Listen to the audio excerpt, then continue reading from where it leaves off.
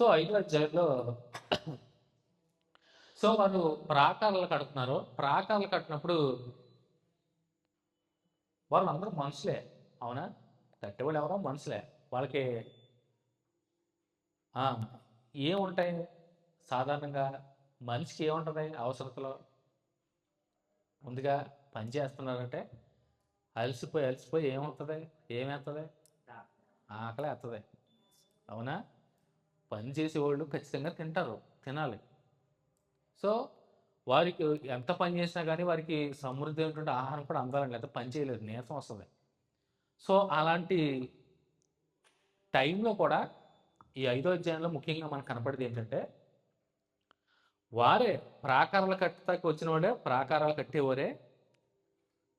So, వారే అంటే తోటివారే ఈ ఐదో అధ్యాయంలో ఏంటంటే శ్రమ దోపిడీ జరిగింది.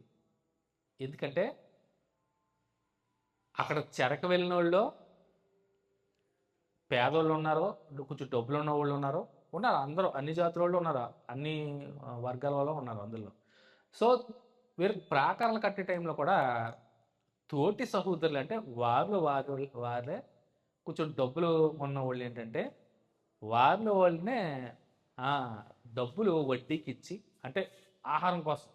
అంటే తిండి కోసం, భోజనం కోసం, ఆహారం కోసం అప్పులు పాలయ్యి, వడ్డీలకి తెచ్చుకొని, వారి సొంత భూములు, ఇండ్లు తాకట్లు పెట్టుకొని తన తోటివారే చాలా ఇబ్బందులు పడతారు. ఎంతలా అంటే వారి పిల్లల్ని, వారి కుమారుల్ని, కుమార్తెలు కూడా దాస్యంలోకి తీసుకొని, వారు రుణమాఫీలు అంటే మనం వింటా ఉంటాం మాటలు. అయి అవ్వాలంటే దాస్యం కింద పిల్లల్ని తీసుకెళ్ళి వారు పని చేయించుకోవడం. చాలా తప్పు. దీన్ని గుర్తిస్తాడు నెహెమ్యా. దీన్ని గుర్తిస్తాడు. ఆ! నెహెమ్యా ఆ! అన్యాయాన్ని అడ్డుకున్నవాడు. ఈ ఐదో అధ్యాయంలో ఒక అన్యాయం జరుగుతుంది తోటి వారికే.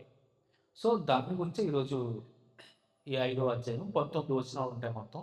మొదటి నుంచి 13 వచనం వరకు చూడండి. నెహెమ్యా అక్కడ జరిగినటువంటి అన్యాయాన్ని గుర్తించడం, దాన్ని అడ్డుకుంటాడు.